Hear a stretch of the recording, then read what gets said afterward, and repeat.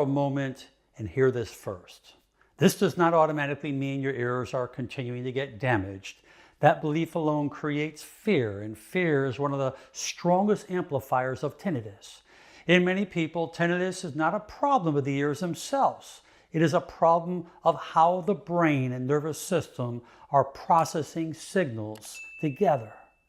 Tinnitus is best understood as a signal processing issue. The brain receives enormous amounts of sensory input every second, and most of it is filtered out. When that filtering system becomes disrupted, background signals that are normally ignored rise into conscious awareness. And this is what many people experience as tinnitus.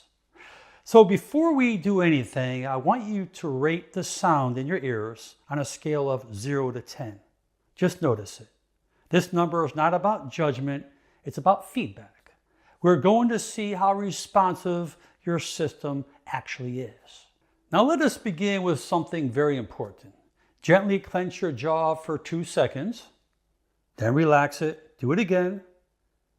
Now slowly turn your head to the left and to the right. Then gently you're going to tilt your ear towards your shoulders, one, then the other, and pay close attention. Did the sound change in any way? If it did, even slightly, it tells us something critical. Your tinnitus is influenced by somatic input. And somatic simply means signals coming from the body, the jaw, neck, upper cervical spine. They send sensory information to the same brainstem, those regions that process sound. The trigeminal nerve, which supplies the jaw and face, and the upper cervical nerves converge in the brainstem near the auditory nuclei.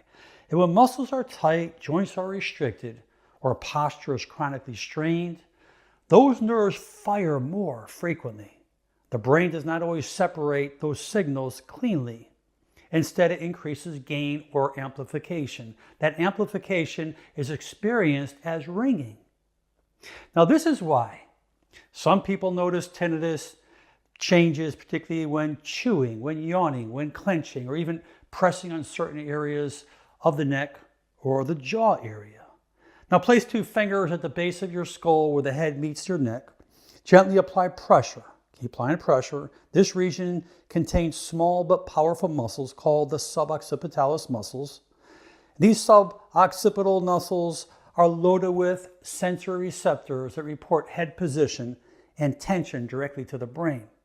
And when those muscles are tight, which is very common from that prolonged head posture, which is very, very common when you're on that smartphone all day, you're increasing sensory noise to the brainstem, reducing normal blood flow.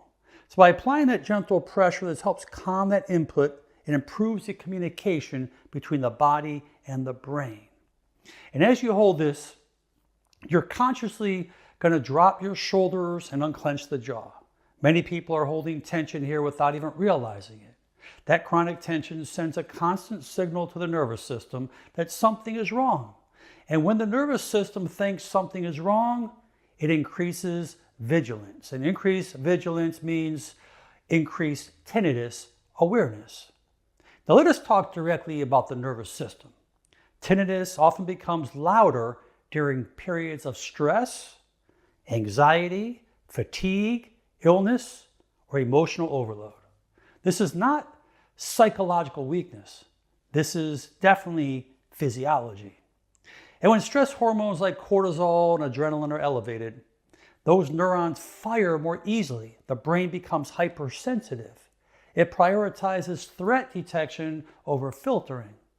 In this state, internal signals that would normally be ignored become so much louder. And this is why tinnitus often feels worse at night.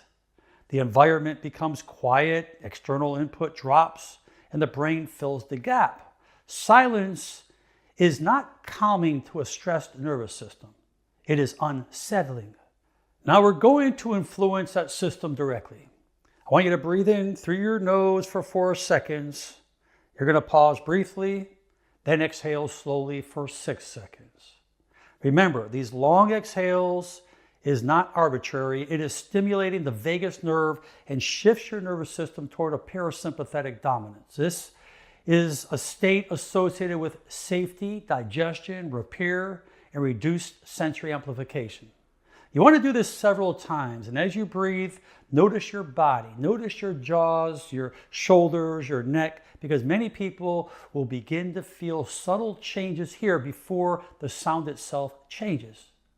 Now, let us talk about circulation as well as metabolic support, because this is often overlooked. The auditory system is metabolically active. The inner ear and the auditory pathways rely on consistent blood flow, oxygen delivery, and stable glucose levels. Dehydration, shallow breathing, poor posture, and prolonged sitting can all impair circulation to the head and neck. And this does not cause damage, but it definitely increases neural instability. And when these neurons do not receive consistent oxygen and nutrients, they become more erratic. And erratic firing definitely increases more noise and more tinnitus. And this is why simple things like hydration, gentle movement, posture correction, and slow breathing can have a real great impact over time. And nutrition also matters, but not in a sensational way. There's no supplement that cures tinnitus. However, there are deficiencies in stimulants that raise the volume. Magnesium, I love it, supports nerve stability. Low magnesium makes nerves fire more easily. Blood sugar swings, increases brain excitability. Excessive caffeine stimulates sympathetic nervous system. High sodium can alter that inner ear fluid, which affects the balance in many individuals and can lead to more tinnitus. No, these are not causes of tinnitus. They are volume controls. Sleep is another major factor. During sleep, the brain recalibrates sensory processing. Poor sleep keeps the nervous system in a heightened state and reduces the brain's ability to filter signals. Complete silence at night often makes tinnitus feel louder.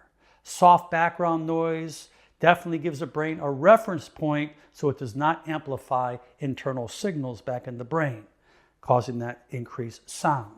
Now I want you to check your numbers again, 0 to 10. Even if it changed slightly, that matters tremendously, because small changes tells us that the system is adaptable. And here is the most important takeaway.